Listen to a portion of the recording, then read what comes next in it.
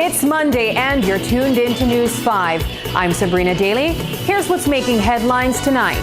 Tragedy strikes over the weekend as a 14-year-old boy loses his life in the Belize River after a jet ski accident near the Halover Bridge.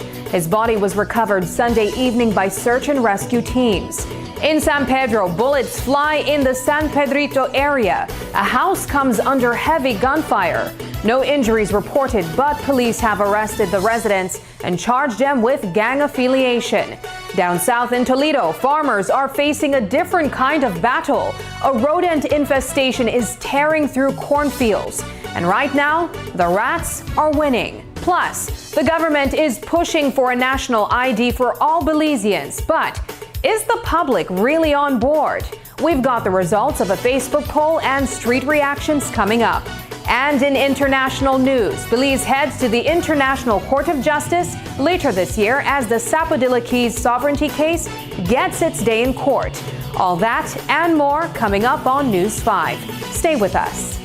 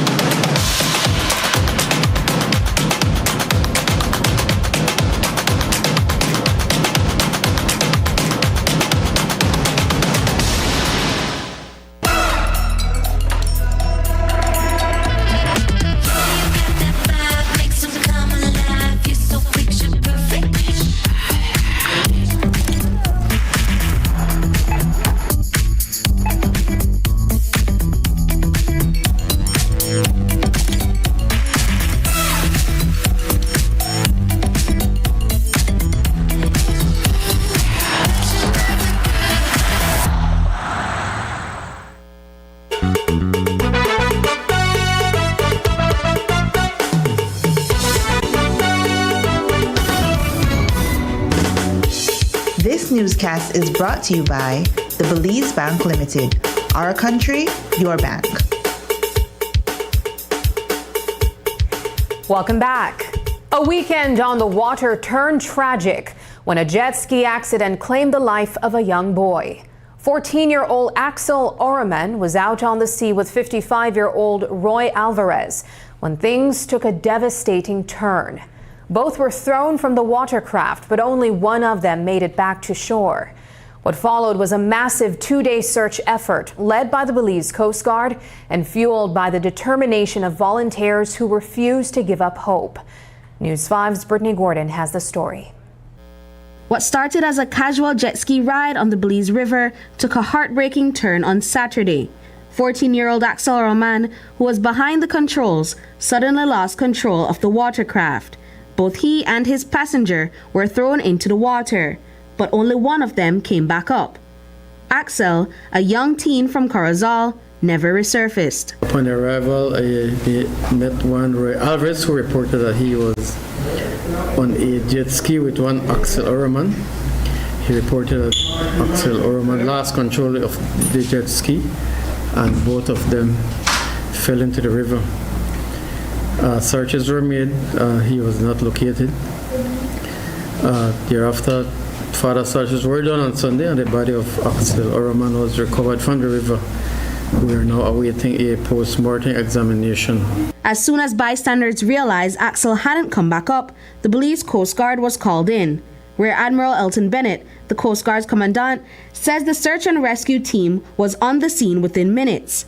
They wasted no time scanning the surface, while a dive team searched the waters below, hoping for any sign of the young teen. So it was late in the evening, visibility was very poor. We commenced underwater searches on Saturday. That was unsuccessful. We continued our investigation. We expanded our search area and looked for a suitable search pattern in order to best locate the individual who was missing. That search pattern stretched 100 meters north and 100 meters south of the entrance to the Halova River. And that's what our computer system showed us. It was a very large search area. It was very complicated because you have longshore currents, you have river currents, and you had the tidal difference throughout a 24-hour period that would have impacted the most probable location of the body. In the wake of the tragic accident, the Belize Port Authority issued a reminder to the public. Operating a jet ski isn't just fun and games. It comes with serious responsibilities. Under Belize's maritime laws, anyone using a personal watercraft like a jet ski must have a valid certificate of competency, and the watercraft itself must be registered and licensed. According to Assistant Commissioner of Police Gilberto Romero, young Axel Oroman didn't have that authorization. He wasn't licensed to operate the jet ski that day. A permit is required to drive a jet ski, but the information we got is that he took that jet ski without the consent of the owner and made his way to the river. Can the adult be held responsible for that? Well, he is saying that he was the passenger on the jet ski and that Oroman was driving a jet ski. Jet skis are usually equipped with a safety feature called a lanyard kill switch. It's designed to shut off the engine instantly if the operator falls off. But in this case, that didn't happen. Video from the scene shows the jet ski spinning wildly out of control after Axel Oroman and Roy Alvarez were thrown into the water. It's a chilling sight. Assistant Commissioner of Police Gilberto Romero says the investigation is still ongoing as authorities try to piece together exactly what went wrong. Well, an investigation will be carried out. That is the initial information we have at this time, but a full investigation will be conducted. Also, an investigation will be done by Port Authority. And can anything come out of the fact that he was a minor who was on his own on a Saturday, one would say, and as far as we know, he wasn't in school either? Yes, that will be a part of the investigation likewise. The information we have is that he was in that area where he did some chores, and at some point he took the jet ski from there. It wasn't until Sunday evening that volunteers would locate Oroman's lifeless body. It was revealed that he was not wearing a life vest, which is mandatory for riders and operators of jet skis. Had you been wearing a life jacket, we believe the outcome would have been very different. Also, the adult on board, he assisted in the search immediately after they went overboard, but he wasn't able to grab a hold of young Axel. And just a reminder to everyone heading out on the water, safety should always come first. The Belize Port Authority is urging the public to follow all maritime rules and regulations when using personal watercraft. It's not just about avoiding fines, it's about preventing tragedies like this one. Brittany Gordon for News 5. There's a deeply troubling story out of Bella Vista Village in the Toledo district, one that has left an entire community in shock. Just before 6 p.m. this evening, unconfirmed reports surfaced that the bodies of two young girls, just 9 and 7 years old, were found at the bottom of a well. Details are still coming in, and at this time, police have not confirmed whether foul play is suspected. It's a heartbreaking development, and tonight, many are asking how something like this could happen. We'll continue to follow this story closely and bring you updates as soon as more information becomes available. Here's a strong message from the Ministry of Human Development, one that leaves no room for compromise when it comes to the safety of our children. Just days ago, an alarming incident was reported at the New Beginnings Youth Development Center. A minor was allegedly subjected to violence by a staff member, and the ministry has wasted no time in responding. The child was immediately given medical attention and by the next day escorted to the Hattieville police station to give an official statement. The family was informed right away, and now the ministry is awaiting their feedback to move forward with the criminal investigation. When we learned of the situation, and we do have footage, we took immediate action. The CO immediately, and with the help of the supervisors, put the two people involved on administrative leave. So they were escorted immediately off the compound. When the incident occurred, they were escorted immediately out of the compound, put on administrative leave. And because this happened after lunch and into the evening of Thursday, the preparations and the paperwork for their termination was ongoing on Friday, and it was not completed. I am assured that that process has been completed today, and so the ministry has terminated their employment immediately.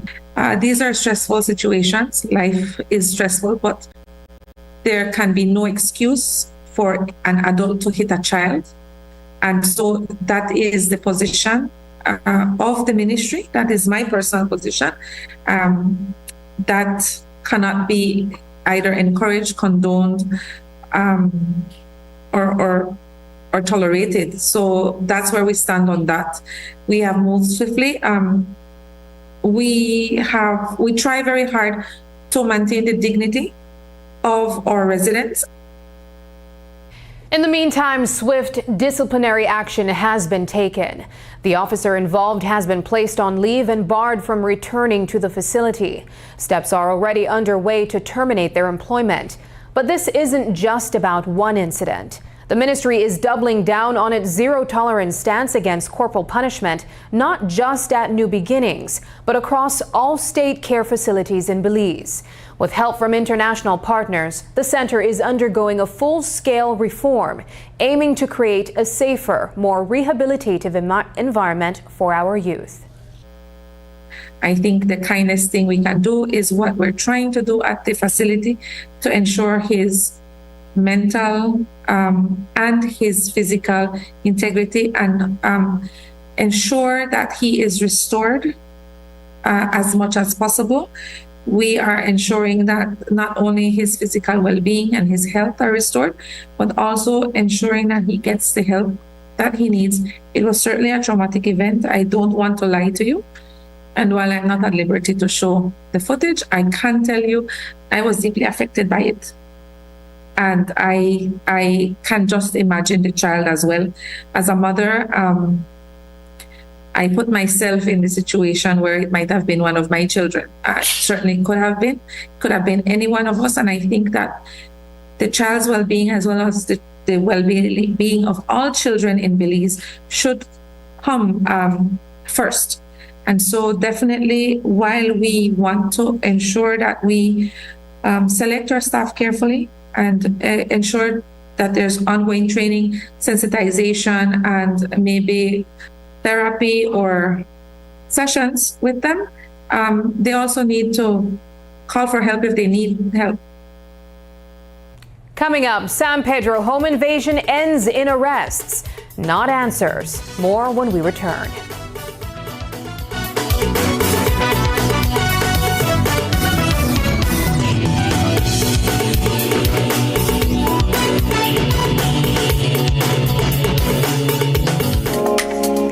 This summer, your Wednesdays just got better. Join your Belize City Council for the Midweek Wind Down series. A new relaxing evening of wine, cheese, live jazz, and spoken word. It's your midweek escape happening Wednesday, July 30th at City Hall Square on Regent and Albert Streets from 5:30 p.m. to 10 p.m. Bring your friends, sip, connect, and unwind in the heart of downtown Belize City. Want to be a part of the action? Secure your booth space by calling the Public Relations Department at 280-2308, extension 238, or WhatsApp at 637-9055. Let's unwind together. Your Belize City Council. Always vote the people.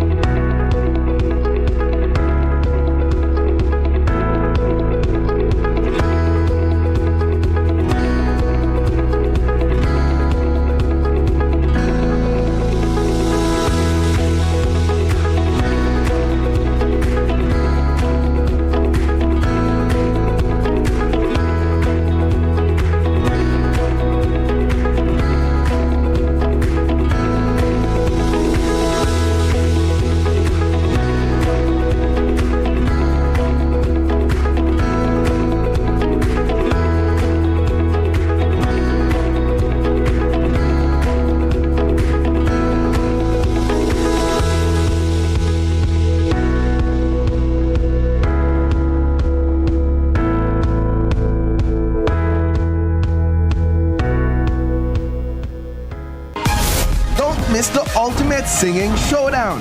It's KTV The Remix, Season 7, every Tuesday night at 8, live from the Bliss Center for the Performing Arts. One stage, one voice, one chance to win $10,000. Get your tickets for just $5 at GBM Studios and Coney Drive or 88 Shopping Center on Central American Boulevard. It's music, talent, and entertainment for the whole family. Don't miss it. KTV The Remix, Season 7. Tune in, turn up, and sing along every Tuesday night at 8. Only on Greater Belize Media.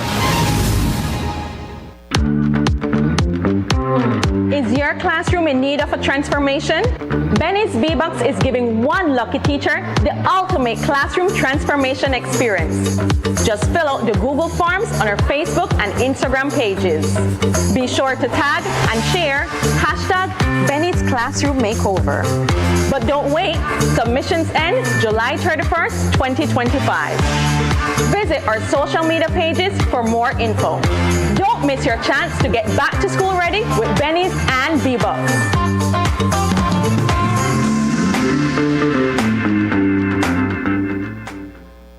This is the new era of the Mexican Caribbean. A whole spectrum of colors and hues, multi-dimensional cuisine, holographic beaches. The true new era is within you.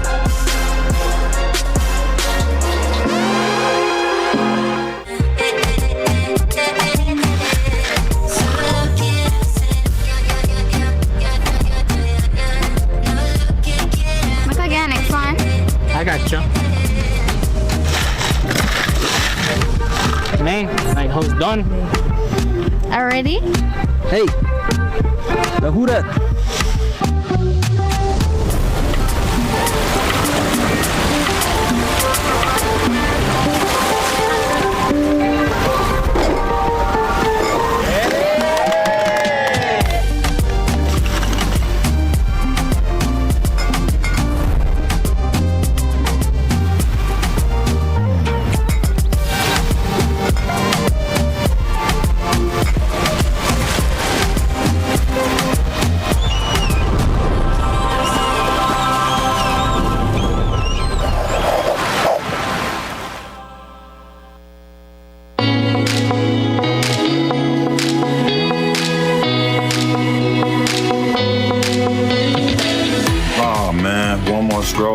That is done.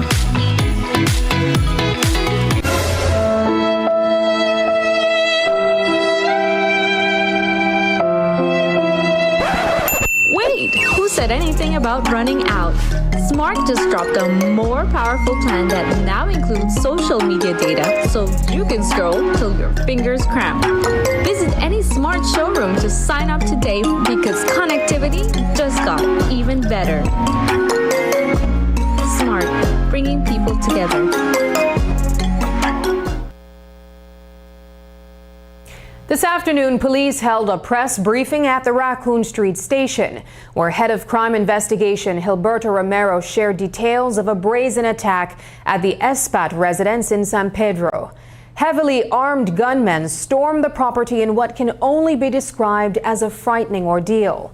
Thankfully, no one was physically hurt, but the damage to the home and the emotional toll on the family were significant. But here's where things took an unexpected turn.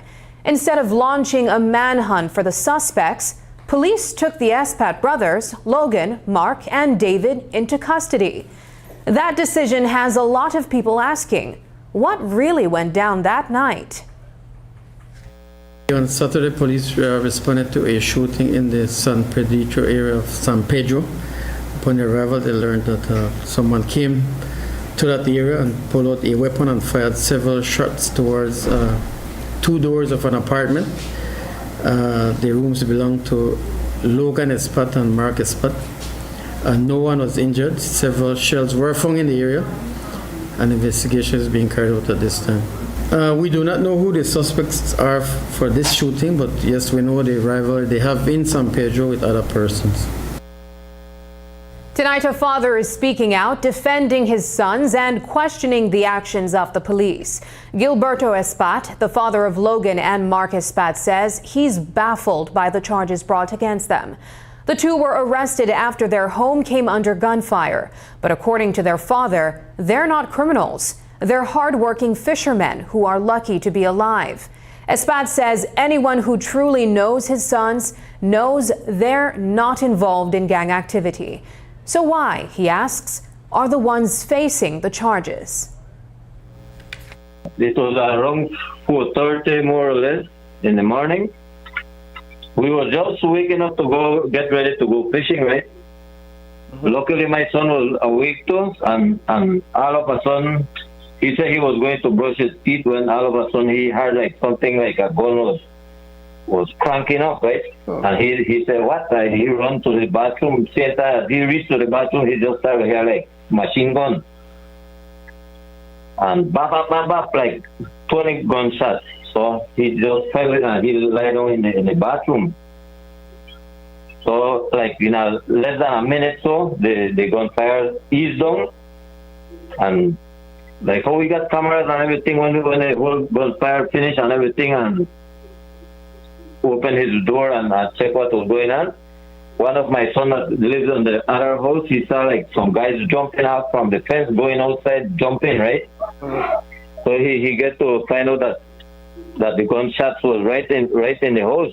And when he went to check on his little brother to ask him if he was okay, that's when he opened his door and say, well, why? They look like someone wanted to kill us because they come and shut up the place. Police didn't take too long, like 5 minutes, and they reach to the areas and start seeing if they can figure out what happened. And we explained to them, well, you know what, we got cameras and we can check the cameras right now. So my son bring them and they start checking on the cameras, and that's how we figure out that it was 3 guys that do the shooting. Starting with, we start looking at the cameras and we can see how the guys are outside the street, finding a way how to jump inside the fence, right? Because our fence got 2 gates and they're both locked with padlock, so they couldn't come in through there. So they walk around and find a way to come in, and that's the way how we figure out that.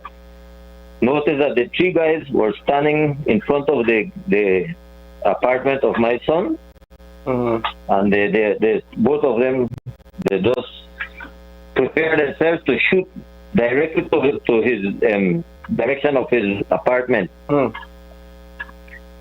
And that's the way how the police figure out that, you know, that it was 3 of them, and how they do all the thing and how they jump off the fence and ran away toward the lagoon side. Not really know if they went on a boat or there was a bus car waiting for them or something like that. But, yeah. And the next thing, go ahead.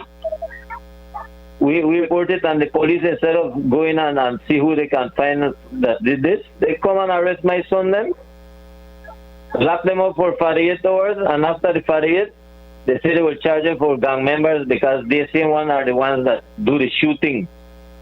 How the hell can they shoot at their own self? And when the cameras are showing that people are trying to come into the yard, because they take two of my sons, take them to Hattieville today, and we have to try to get a liar to try to get a bail, supreme bail.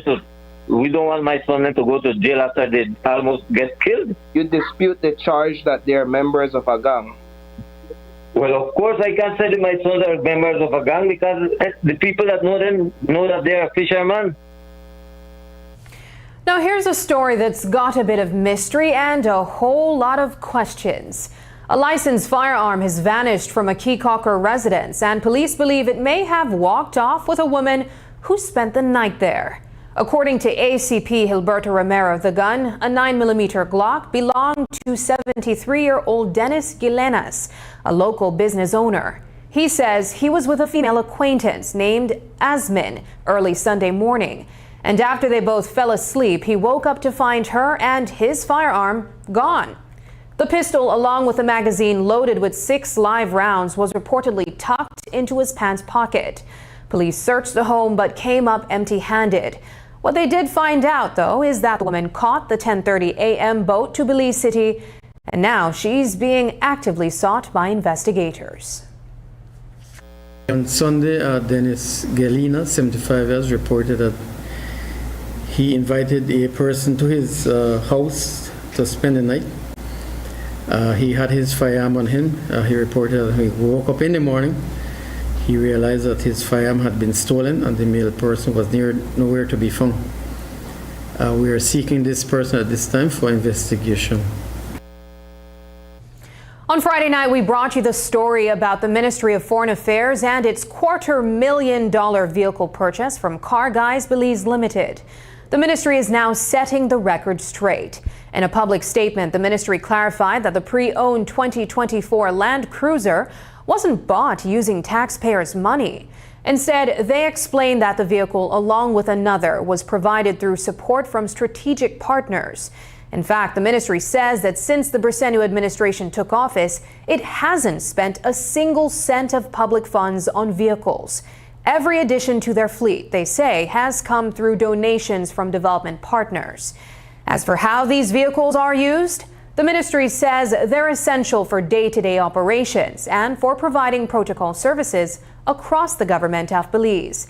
And when it comes to value for money, the ministry insists it does its homework, sourcing vehicles from reputable dealers with a solid track record of working with the government. That includes the Land Cruiser in question. So, while the price tag raised eyebrows, the ministry is making it clear no taxpayer dollars were used, and the vehicle is part of a broader strategy to keep government operations moving efficiently and diplomatically. The Ministry of Foreign Affairs and Foreign Trade has released a statement confirming a significant development in Belize's ongoing territorial case before the International Court of Justice. The ICJ has announced that it will hear Guatemala's application to intervene in the Belize versus Honduras case. These oral proceedings are scheduled to begin on Monday, November 24th, 2025. To recap, Belize initiated this case on November 16, 2022, requesting the court to adjudicate and declare that Belize is sovereign over the Sapodilla Keys, a group of islands located in the southern waters of the country. Belize submitted its memorial in May 2023, followed by Honduras's counter-memorial in December 2023. Both parties agreed that no further written submissions were necessary. However, the process took a turn when Guatemala applied to intervene in the case on December 1st, 2023. While Belize raised no objection to Guatemala's involvement, Honduras did, prompting the ICJ to schedule a hearing to resolve this preliminary matter before the main case can proceed. The Office of the Agent, in collaboration with Belize's legal teams, is actively preparing to represent the nation's interests at the upcoming hearings. This case marks another chapter in Belize's steadfast commitment to defending its territorial integrity through peaceful and legal means. After the break, rat invasion threatens corn, culture, and livelihoods in Toledo. But first, here's the latest weather update from the Belize Met Service.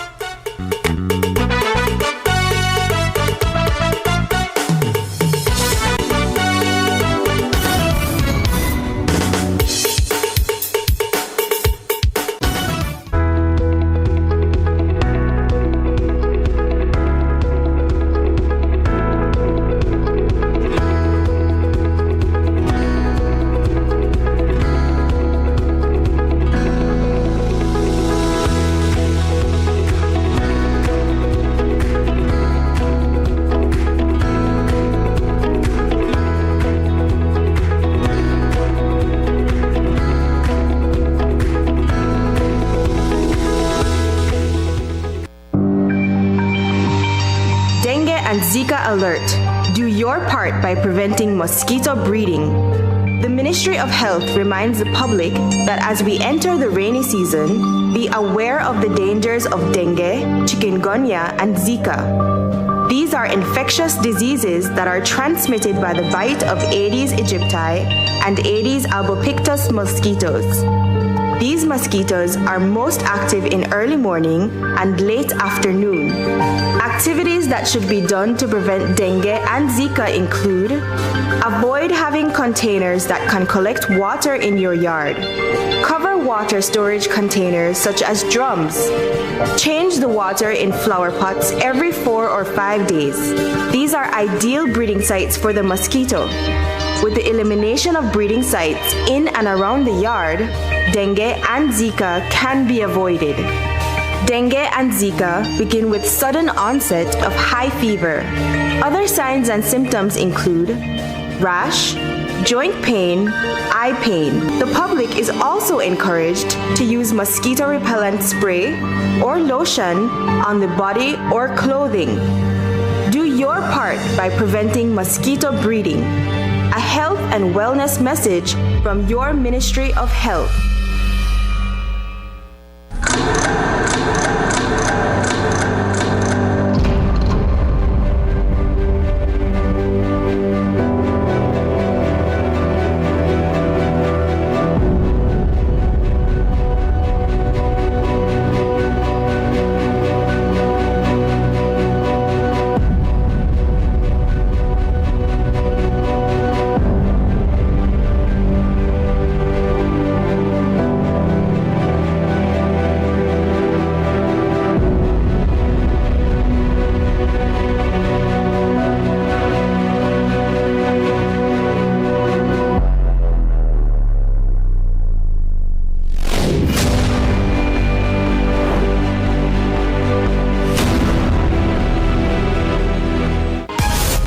Miss the ultimate singing showdown. It's KTV The Remix, Season 7, every Tuesday night at 8, live from the Bliss Center for the Performing Arts. One stage, one voice, one chance to win $10,000. Get your tickets for just $5 at GBM Studios and Coney Drive or 88 Shopping Center on Central American Boulevard. It's music, talent, and entertainment for the whole family. Don't miss it. KTV The Remix, Season 7. Tune in, turn up, and sing along every Tuesday night at 8. Only on Greater Belize Media.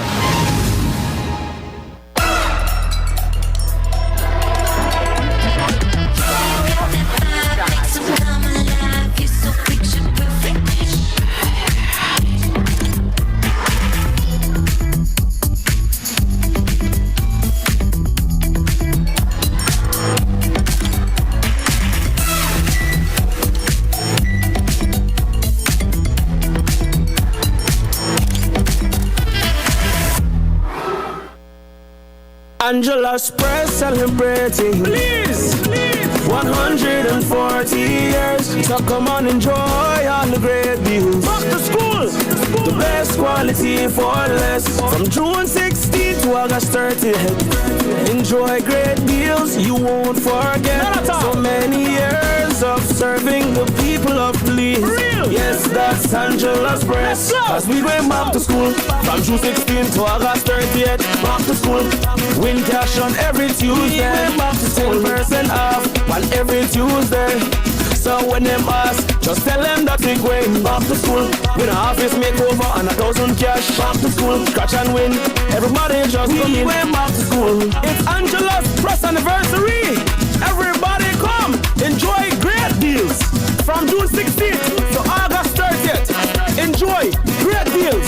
It's Angela's press 140th anniversary. Come out, come in and enjoy great deals. As we went back to school from June 16th to August 30th. Back to school, come win cash every Tuesday. We went back to school, 10% off on every Tuesday. So when them ask, just tell them that we're going back to school.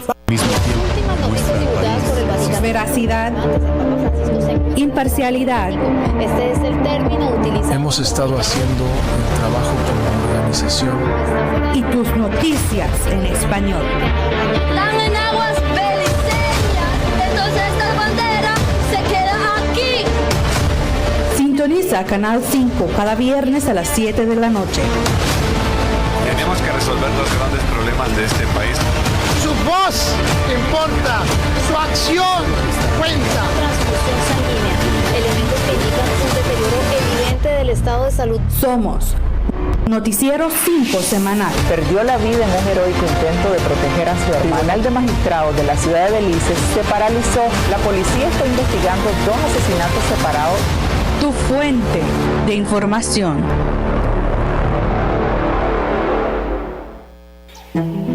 Everyone dreams. Whether it's buying a new home or a new car, taking that long, relaxing vacation, furthering your education, opening your own business, or when you need us the most. St. John's Credit Union makes it effortless to help you harness the power of your finances. We know that life's constant change demands financial flexibility. And at St. John's Credit Union Limited, we want you to be prepared. Become a member today so you can start your journey towards safe saving, smart borrowing.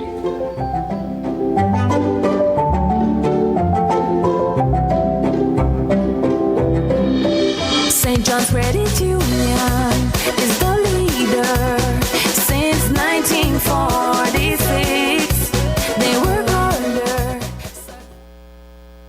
It's corn season in Belize, but instead of harvesting, farmers in San Pedro, Colombia are fighting off an invasion.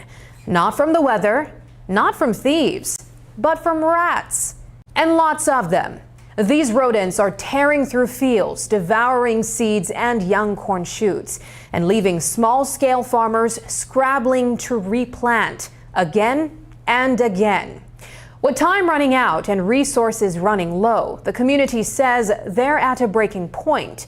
News 5's Paul Lopez traveled deep into the Toledo jungle to hear firsthand how this rodent crisis is threatening not just crops, but culture, tradition, and livelihoods. This time of the year, farmers in San Pedro, Colombia should be gearing up for corn harvest. But instead of reaping what they've sown, they're fighting off an unexpected enemy, rats. Lots of them. And right now the rodents are winning. Local farmer Silvano Tesecom says he's had to replant his corn not once but twice in just a few weeks. Why? Because the first batch of seeds and even the young corn shoots were wiped out by a wave of hungry rodents. It's a frustrating and costly setback for subsistence farmers who are already stretched thin. And with every passing day, the battle between man and rodent is threatening not just this season's harvest, but their very livelihood. The rat is really damaging us, man, with this situation we're going through. Planting 2 times now.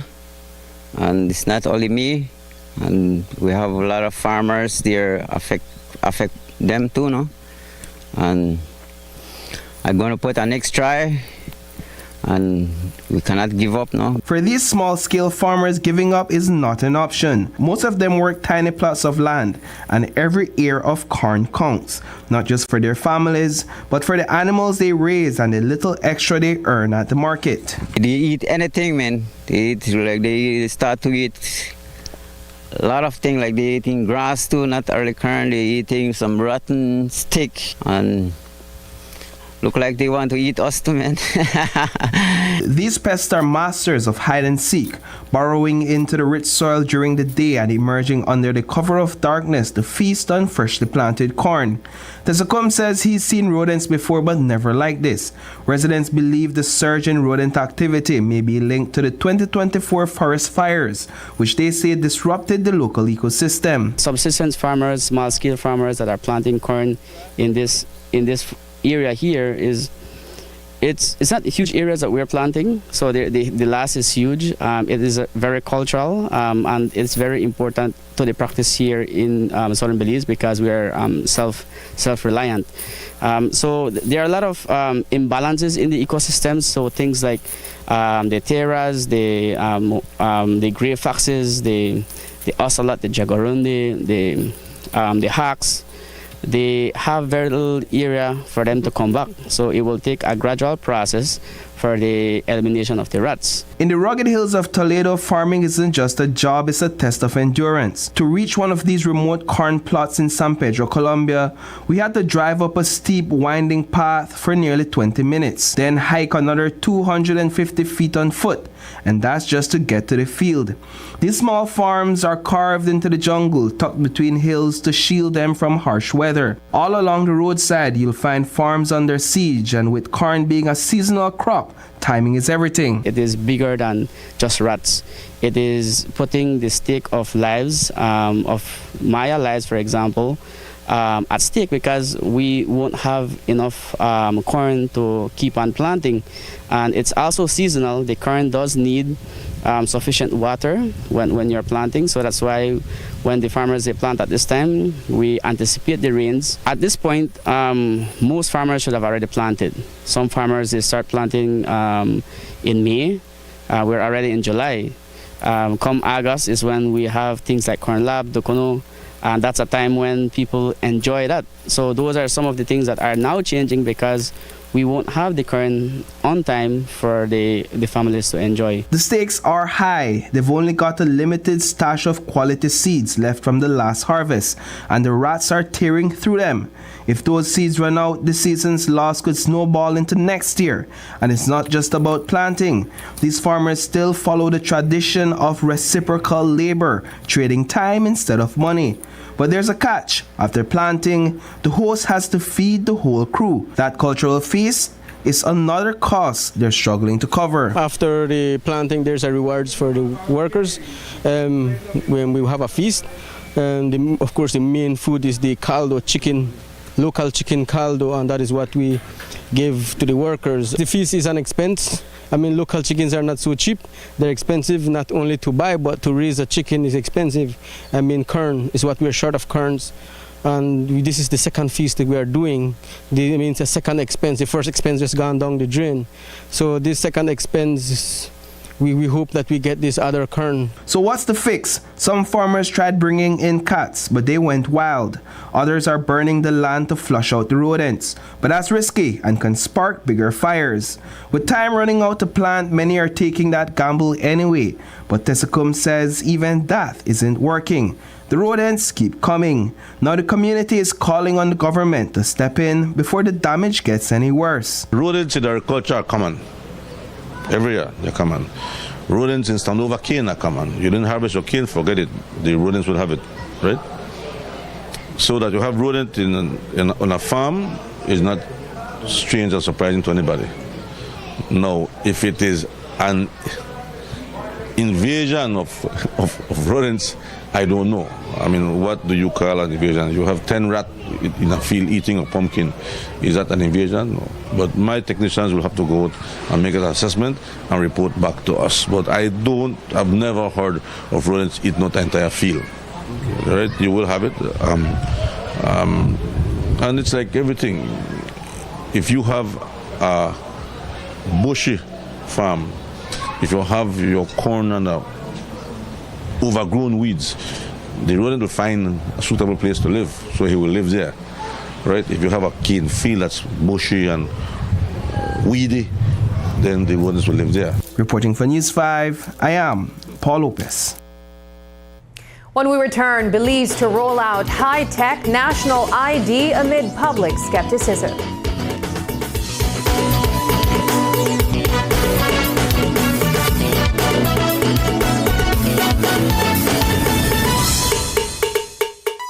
Stop wasting your time and money.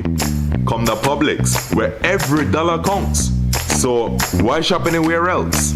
Find the freshest fruits and vegetables handpicked for your family. Need something quick and delicious? Our ready-made rotisserie chicken is hot and ready to go. And with Publix Rewards, you'll save big while shopping for everything you love and need. Publix, fresh, affordable, for you. Serving Belizean families for 27 years. Let's take a journey through the core functions of the Social Security Board. It all starts with registering as an insured person, employer, or self-employed individual. Sign up for a portal account to manage your Social Security information online. Just provide accurate information and click Create. This will give you access to a range of services and benefits. Next, your contribution, along with investments and other income, are collected and distributed into 3 funds. This ensures that the SSB fund is securely utilized to support various benefit programs. The SSB is committed to providing essential benefits such as sickness, maternity, injury, and pension. These benefits are paid out to eligible individuals as a part of the Social Security coverage. We help you navigate through life's challenges with financial security. Annual surplus accumulates to grow the fund each year. This surplus is invested into various industries, contributing to the growth and development of our nation. With each passing year, the fund continues to grow due to the annual surplus and interest revenue earned from prudent investments. This surplus, along with reserves, helps to bolster the SSB fund and provide a safety net for those in need. We've arrived at the end of our journey to better understanding how the SSB works. We remain committed to serving you and building a secure future for all Belizeans.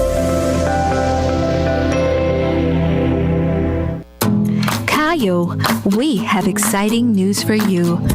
RFNG Life Insurance is now officially in your town.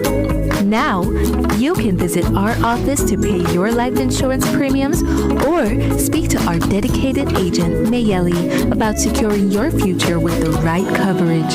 Hi, my name is Mayeli Hoy, your designated agent here at RFNG Life in the Cayo District. I'm here to help you explore your options, answer your questions, and find the perfect policy for you and your loved ones. Whether you're looking for life insurance, critical illness coverage, or future saving plans, we've got you covered. Take the first step towards securing a stable and prosperous financial future for you and your family. RFNG Life Insurance, now in Cayo.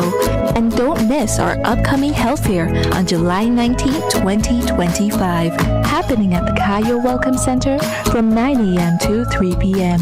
Come on out and learn more about how we can support your journey to a healthier and more secure future.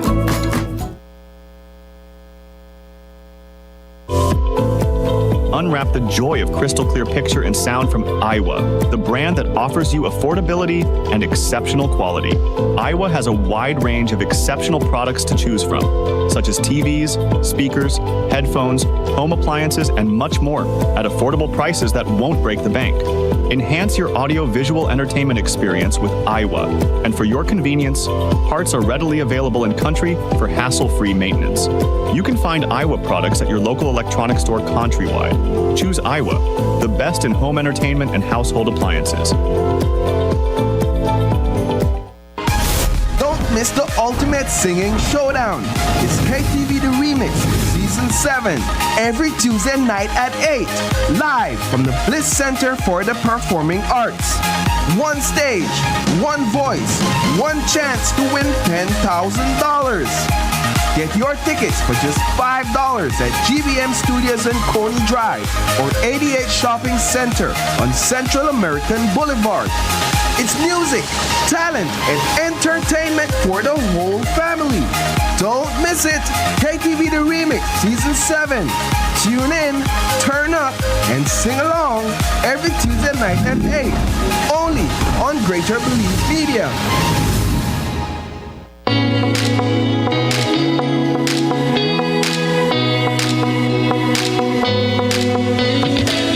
Oh man, one more stroll and my data is done.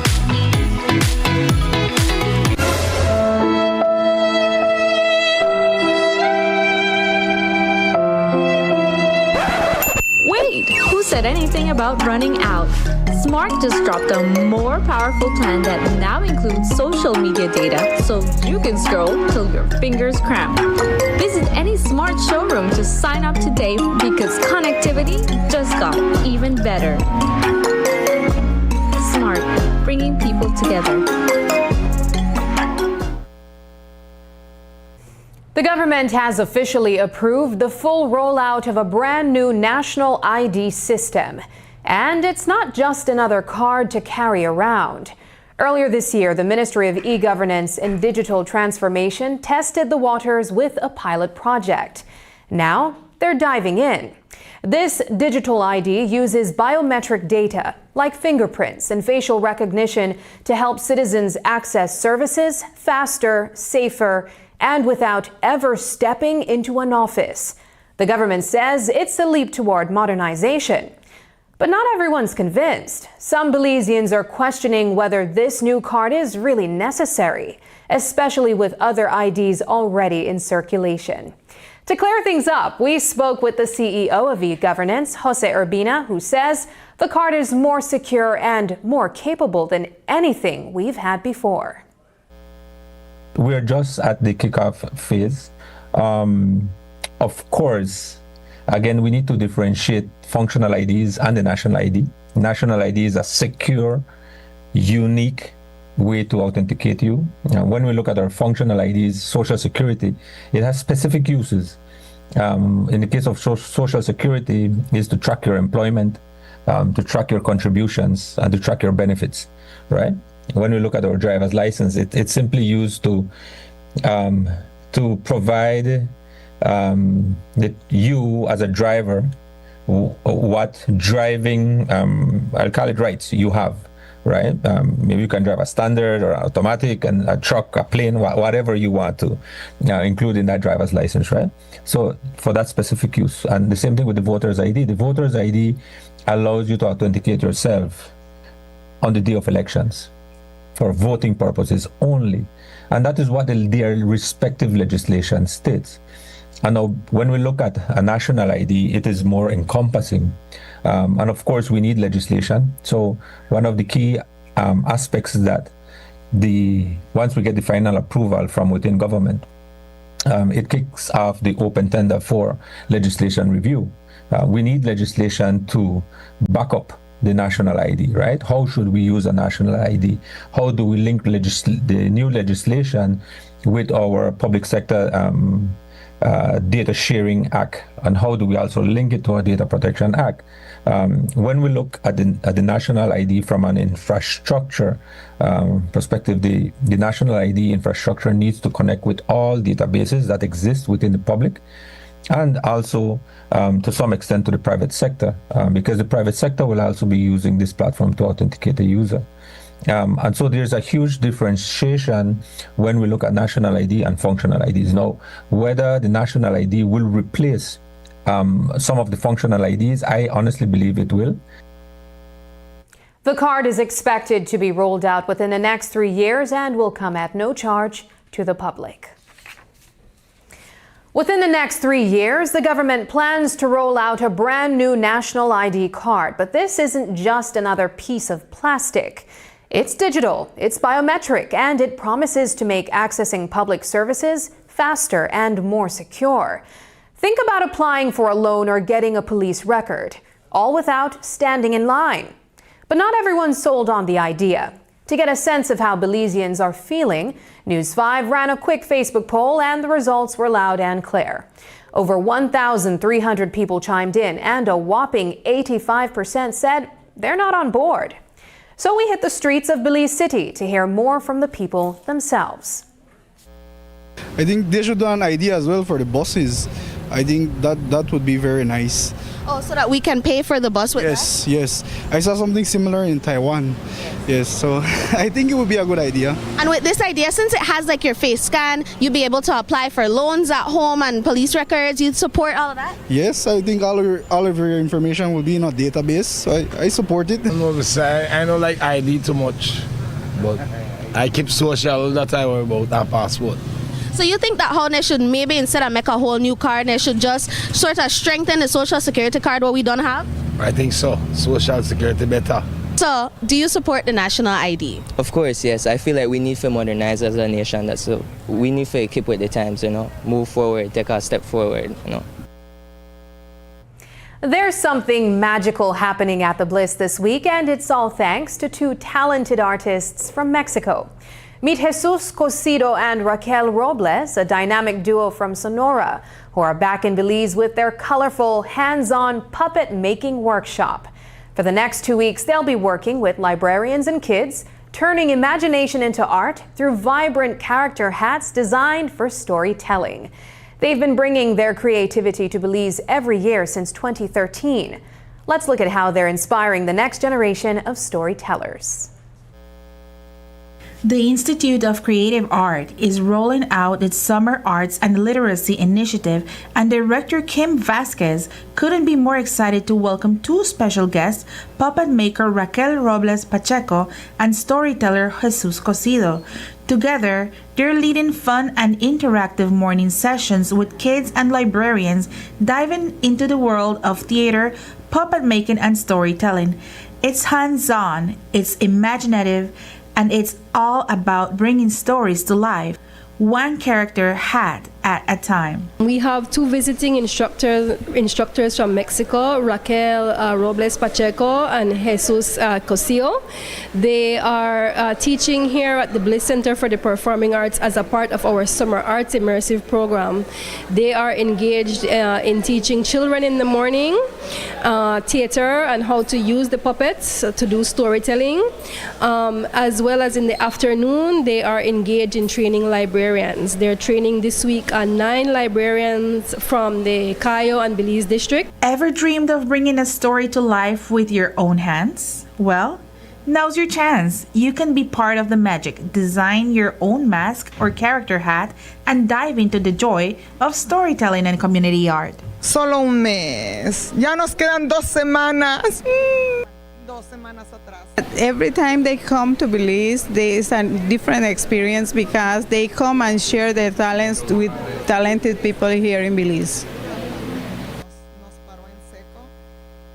Pero cada año que venimos es una experiencia nueva, es una experiencia vigorizante porque dejamos nuestro talento a personas talentosas. She's known to many as Payasita Raquelin, and she's bringing big energy and even bigger creativity to the Bliss. Raquelin Robles Pacheco, along with storyteller Jesus Cosido, is leading an exciting theater camp that's all about puppetry, costume design, and storytelling magic. Their immersive workshops have brought together more than 20 librarians from across the country, all eager to learn and create. Uno como instructor batalla para traer al niño hacia el arte. Antes los sacábamos de la calle para que vinieran a estudiar. In the past, the kids used to play outside the houses and it was hard to bring them inside the house. Now we are seeing that the kids, most of the time, technology is taking over and it's hard to take them out of the devices to come and do different activities, and that's why Ms. Kim Vasquez is trying to take advantage of the workshops they do and bring kids to learn and try and do different things to be out of the devices. Para que los niños sean más creativos, más participativos, más independientes. I am Tania Arceo, News 5. Up next, in sports, Team Belize dominating in regional volleyball tournament.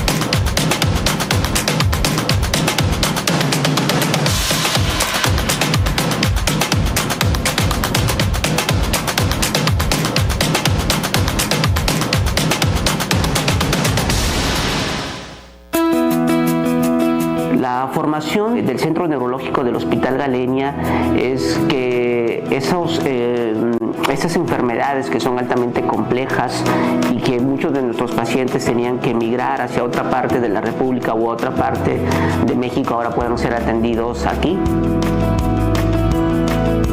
La atención quirúrgica en el centro neurológico se forma dentro de un grupo multidisciplinario que incluye tanto neurólogos, médicos internistas, ortopedistas, neurocirujanos, pediatras.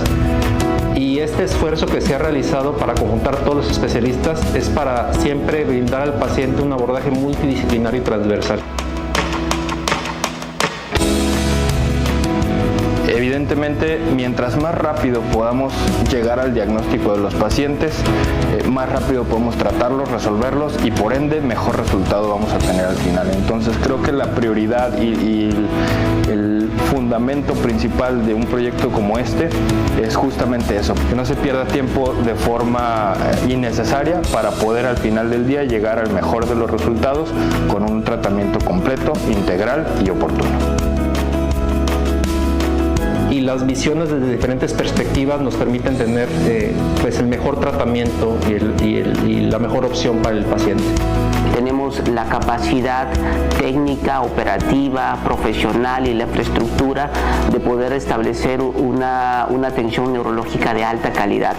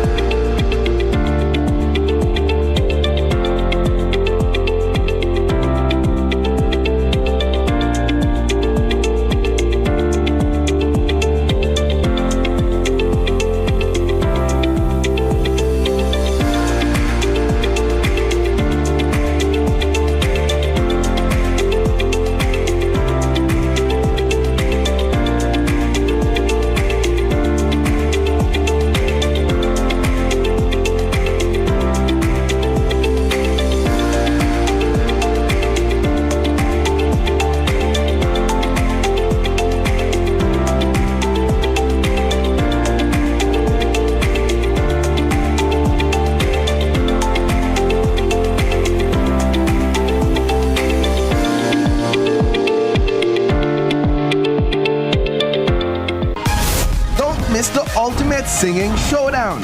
It's KTV The Remix, Season 7, every Tuesday night at 8, live from the Bliss Center for the Performing Arts. One stage, one voice, one chance to win $10,000. Get your tickets for just $5 at GBM Studios and Coney Drive or 88 Shopping Center on Central American Boulevard. It's music, talent, and entertainment for the whole family. Don't miss it. KTV The Remix, Season 7. Tune in, turn up, and sing along every Tuesday night at 8. Only on Greater Belize Media. Let's all be safe during the rainy season. Belize Electricity Limited reminds you that heavy rains can cause flooding in your neighborhood and on roads. Avoid driving or walking in flooded areas, which can have hidden dangers such as debris and fallen power lines. Belize Electricity Limited cares about your safety. Please stay safe.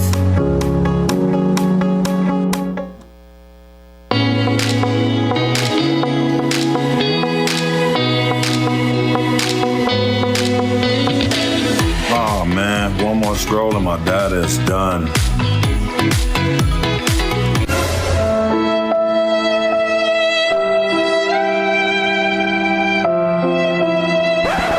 Wait, who said anything about running out?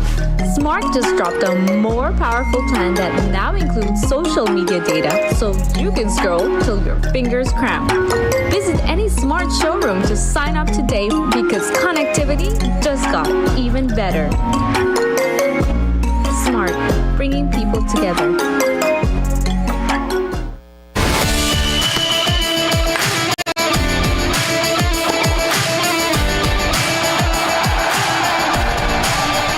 Good evening, I am Paul Lopez with your weekly dose of Sports Monday. We're kicking things off in San Ignacio where the Kaya Western Ballers and the Belize City Thunderbolts lit up the court in a high-energy showdown. But this one didn't just bring the heat, it nearly boiled over. Just minutes before the final whistle, things took a dramatic turn. Take a look at what happened. Thunderbolts' Charles Garcia got into a confrontation with a fan on the sideline. Here he is approaching that fan before pulling off his hat and hitting him in the face with it. Now check this out. Here's another angle of the confrontation, this time captured by a fan in the stands. And get this, the person being confronted by Garcia, none other than Dr. Julio Sabino, the CEO of the Ministry of Health and Wellness. Things nearly escalated even further when Garcia almost clashed with another fan who stormed the court, but quick action from police officers on duty kept it from getting out of hand. Garcia was eventually escorted back to the court while Dr. Sabino made his exit from the venue. After the match, Thunderbolts head coach Darren Bovell didn't hold back. He took to social media pointing fingers at the referees, saying they dropped the ball. According to Bovell, he had already raised concerns earlier in the game when fans went after Garcia. He says he flagged it again when threatening gestures like cutthroat signs were being made toward his player. That, he says, is when things spiraled.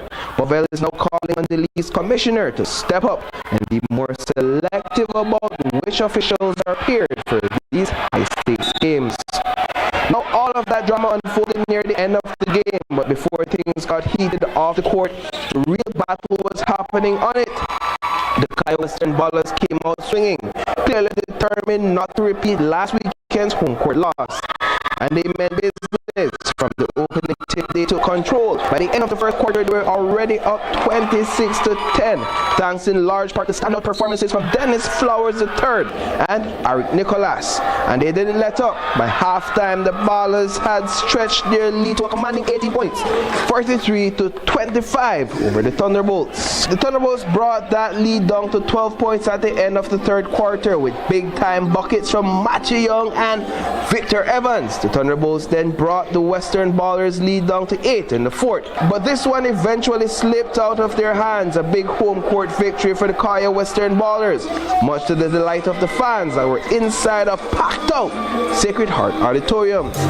And speaking of defending home turf, Team Belize came out swinging on Sunday night. The National U23 women's volleyball team lit up the Civic Center with a dominant win over Panama in the Central American Championship, hosted right here at home by the Belize Volleyball Association. It was a clean sweep. Belize took the first set 25-14, crushed Panama 25-6 in the second, and sealed the deal 25-17 in the third.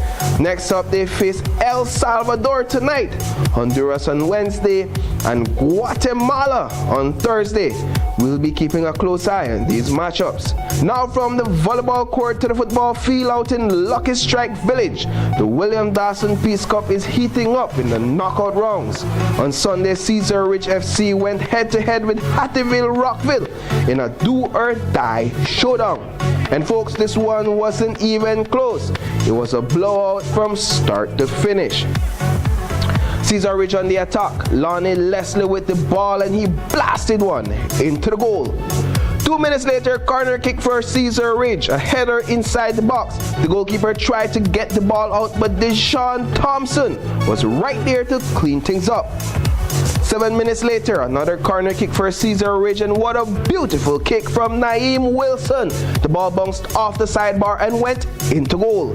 In the 38th minute of the first half, it was Hattieville's LeBron Robinson alone on the attack. He beat the goalkeeper and gave his team a desperately needed goal. Cesar Ridge scored 4 goals in the first half and 2 in the second for a total of 6 goals. Team Hattieville Rockville only scored 2 goals, 1 in each half. Their run for this season has officially come to an end. The semi-finals kick off on Saturday inside the Marion Jones Sporting Complex. Cesar Ridge FC will take on Rookies FC, while Survivors FC will play Tutbe FC. And to wrap things up tonight, there's a new team leading the Belize Athletics Association, and it's headed by Olympic sprinter Sean Gill, who's now officially the new president. The association held its elections over the weekend, and here's how the lineup looks. Alvin Tillett steps in as first vice president. Dylan Jones takes the second VP spot, and Kimberly Casimiro is now the general secretary. Keisha Young will serve as assistant secretary, while Ashanti Carr takes charge of public relations. Rounding out the team are committee members Shelmadine Carr, Julia McCord, and Gloria Serrano. It's a fresh start for the BAA, and we'll be watching to see what this next executive brings to the track. Well, folks, that's all we have for you in tonight's coverage of Sports Monday, but for sure, catch you in the next one.